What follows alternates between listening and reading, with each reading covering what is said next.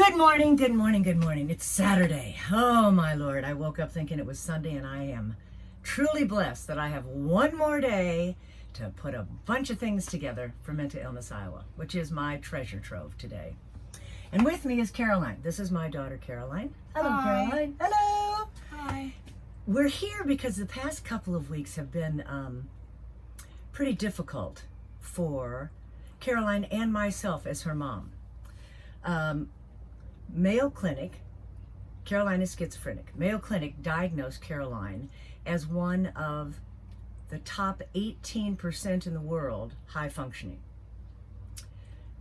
With that in mind, Caroline acts as normal as you and I do.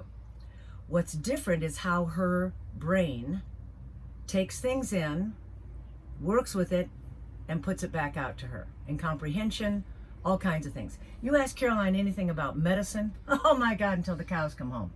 This girl can tell you anything. Articulate. You want to have photographs done, Caroline, my phone doesn't work. Boom, that girl's right there with all the technical stuff.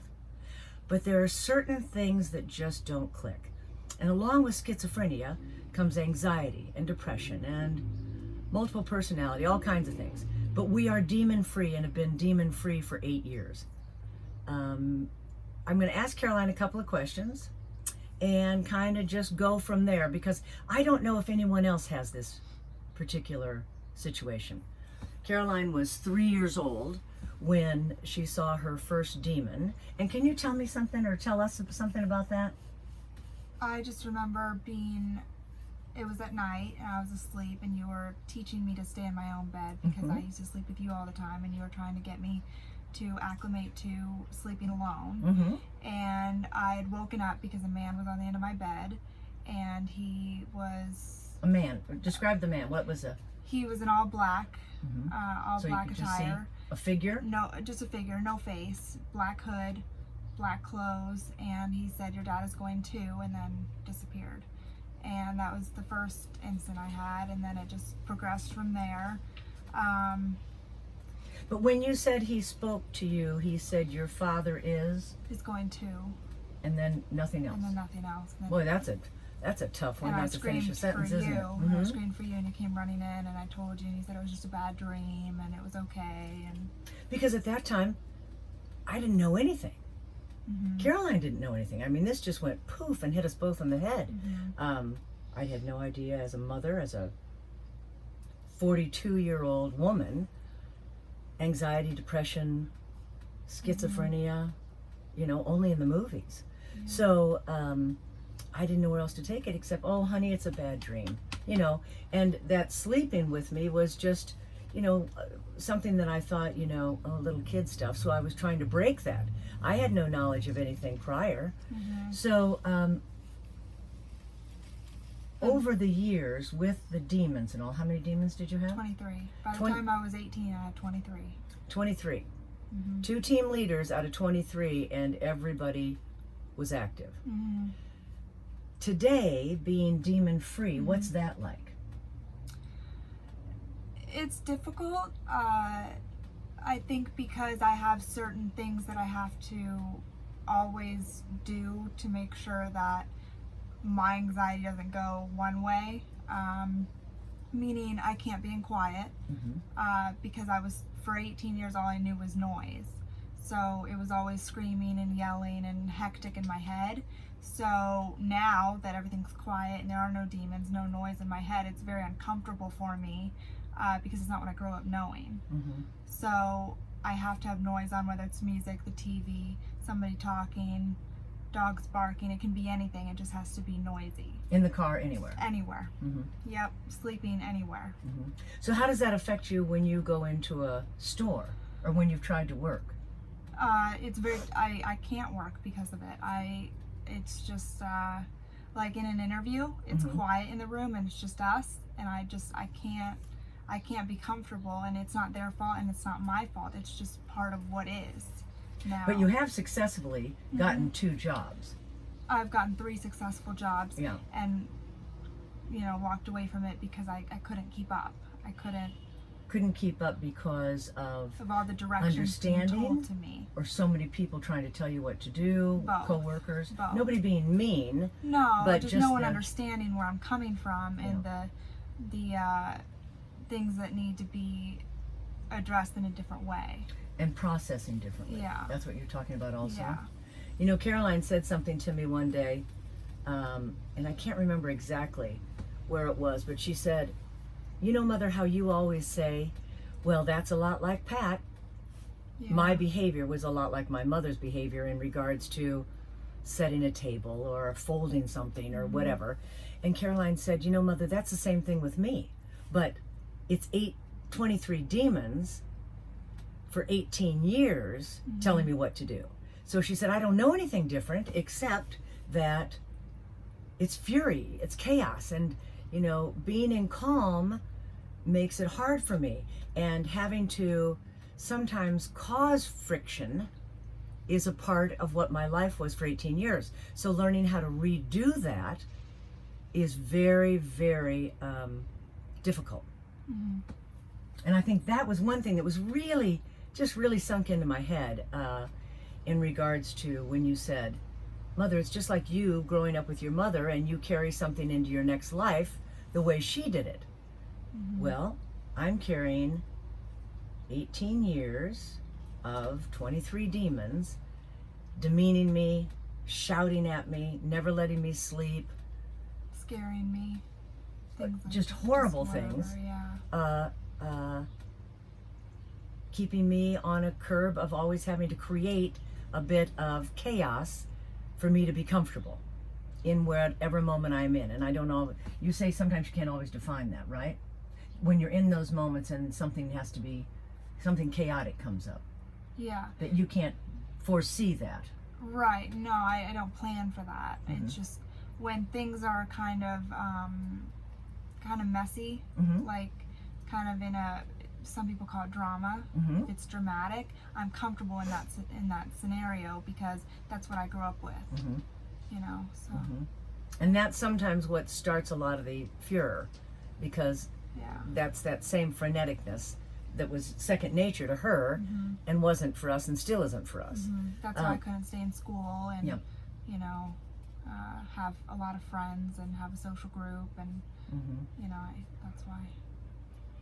And because 3 people are sometimes hard for you to work with, because there were 2 demons, I won't even say their names, that were always against her. So Caroline was always having to work in between 3, and that is one of those things that's carried over, hasn't it? Right. Yeah. I can't be, like, if I'm hanging out with friends and there's 3 of us and it's just the 3 of us, it's hard because then I don't know kind of where to fit myself into that 3 person group. So it just becomes a mess because, you know, there's lots of confrontation that goes on. Are you always on your guard when you're with people because you have to try to?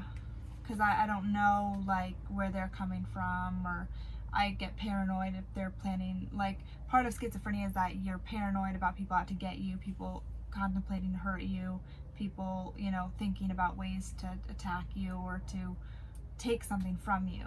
And if you're in a crowd, do you always think somebody else is talking about you if they look over or something? Or someone's thinking about me or planning something or gonna follow me, or, you know, and that happens with driving sometimes. If somebody makes the same corner as I do and continues following me down the next street into the over, I think, oh, they're following me, what have I done, or what do they want from me, kind of thing. But I just have learned to brush that off and keep going. So one of the things today that came back up is, how does Caroline let people know that she has an illness, even though there's no visual exterior that says she has an illness? There's no disfigurement, there's no inability to walk, any physical limitations. And that's the hardest part, whether it's, and especially with some friends. And you don't have a lot of friends, do you? No. But I never have. Yeah. You know. So. And those, so did you ever consider the demons your friends? Yes. You know, faultly to say, I sometimes, you know, you're in their existence again, because they were like family to me, because they grew up with me since I was 3, so that's all I knew. So when they went away because of medication and therapy and, you know, whatever else was done to help take them away, which, you know, knock on wood that they don't come back, it's hard for me to accept that. It's hard for me to live my life without them, you know. Well, and this is the thing that today, for me as the mother and the caretaker, it's so hard for me because I don't know that anybody knows you as well as I do. No. Do you think that? Mm-mm. Because it was just, there was an advocacy that I'd never known I was capable of when Caroline was little. Yeah. And we fought like dogs, We didn't did. we? To We get did. what we could. But today, seeing that struggle in Caroline, just to be able to get up and function every day and stay the course, my heart goes out to her, and I can't make it, there's no way that I can make it any easier. For me, that's guilt. For me, it makes me angry. Not angry like, "Arr," but angry, frustrated, because there's no answer for it. And I know that time has been on Caroline's side, because at 24 she got her driver's license. 23 she got her driver's license. She just signed up for, on her own. No. I'll go with the Jeep. No, just signed up on her own to get her a brand new car yesterday, did all of it, which was a huge deal. Yeah. Researched the car, researched the dealer, all of it. That's a huge deal. That's an independence. That's capability. And that is what is on our side. But with Caroline, you know, you want it today. I mean, you're going to be 25 in 3 months. Yeah. And you know what? That normalcy is just hunger. You just want to go there. You want to have it today. Yeah. And knowing what my concerns are and my frustrations, Right. what would it make it easier for you in my being here and giving to you, wanting you to have your independence, to be able to build your life as best you can alone? Yeah. You've lived independently since you were 18. So 8 years. Yeah, you pay your bills, and Yeah. So what would be the best, talking about all other mothers and things, Yeah. for you to get from me, if there's anything? I would say still keep advocating. I mean, I really don't know how to answer that, because I would just say keep talking about what schizophrenia is and what it looks like. Everybody who has schizophrenia is different. Every schizophrenic is different. Their experience is all different. But mine in particular, speaking about myself, because I had it at such an early age, I came to my own, you know, earlier than later. Came into your own. Came into my own earlier than later. So I appear, I drive, I live on my own, I, you know, talk normally, I you know, can do pretty much anything you can do, but differently, and on a different time frame. You know, it takes me a little bit longer to get there, but I will get there. What else? I appear to be so normal and so like everyone else, because that's how I've built myself to be and to appear. I work at that every day to hide my flaws and my insecurities, to be like everyone else. Wait, can I correct one thing? Yeah. Not your flaws. The way you're built. It isn't a flaw. Do you really think that is? Oh, hon. You know, and this is the part that's really hard, because she's no different than somebody who has diabetes, somebody who has cancer, somebody who has, you know, cerebral palsy. She didn't ask for this. It doesn't make her mean. It doesn't make her anything. Schizophrenia has such a terrible, mental illness has such a terrible tag that it's just so frightening and unnerving. But there are no two alike. No two depressions alike, no two anxieties alike, no two schizophrenias alike. And, you know, this is where my heart really breaks, because she is thinking that this is a flaw. And it isn't a flaw. There's no flaw about it. And this is what I come to you in my campaign saying, this is not going to happen any longer. This is not a flaw. This is a reality. And here is a girl who is perfectly healthy, wanting more than anything in the world to be able to function in our society And be accepted. And when she says to people, I have limitations, yes, I am schizophrenic, they don't understand. Because they look at me and how I do things like driving, living on my own, you know, You look as applying normal as for the a day's job, long. whatever it may be. They look at that saying, well, she's normal, she can do this. Why is she all of a sudden saying she can't? Mm-hmm. You know? Mm-hmm. So, And I think that really understanding piece by piece by piece how your brain takes in a sentence, a thought, a definition.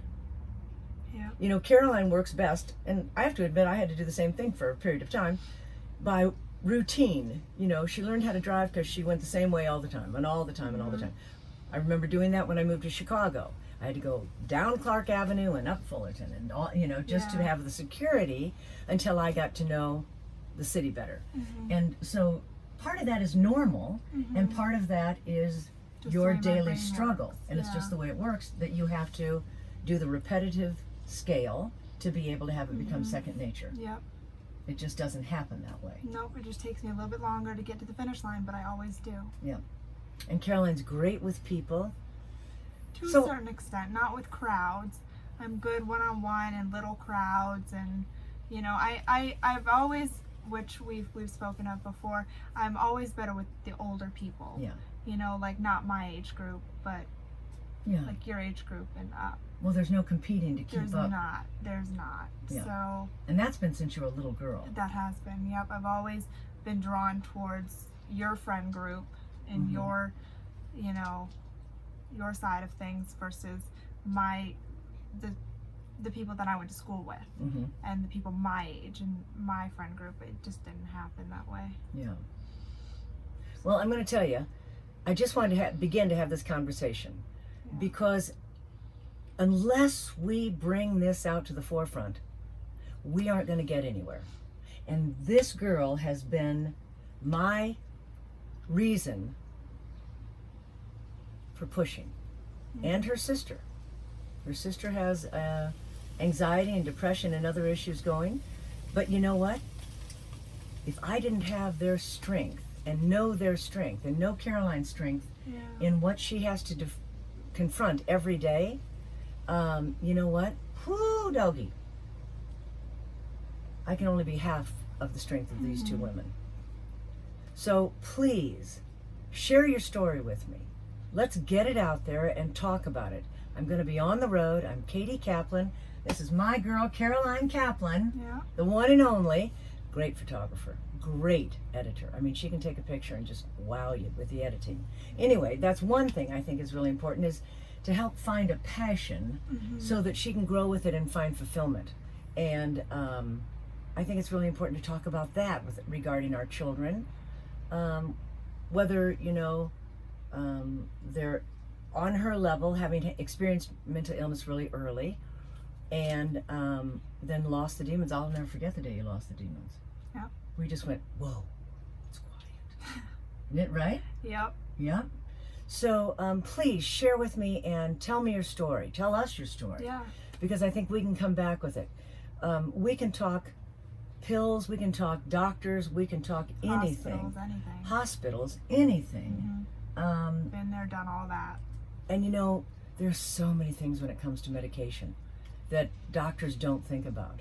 And had we not fought for blood work regularly, so we know all the levels and how they were interacting through puberty. I mean, puberty alone is tough enough. Now you're going to compound it. There was a time Caroline was on 15 pills a day, and there was no blood work done. No. No question. Just another pill, another Yeah. pill, another pill for another symptom. So it's a gorgeous Saturday. I think it's our last Saturday. It's going to be 72 degrees today, and tomorrow we're nose diving into the 40s, and then Tuesday we get snow. So let us hear from you. It means everything to us, and the more we can give to each other. I'm going to tell you, we are into 850 like-minded individuals regarding mental illness in Iowa and now beyond. So we are in the camper, ready to go to tackle it and get our side of the story out there and just have it become second nature. So let us hear from you. Have a great day. Okay. Okay. Love you, baby.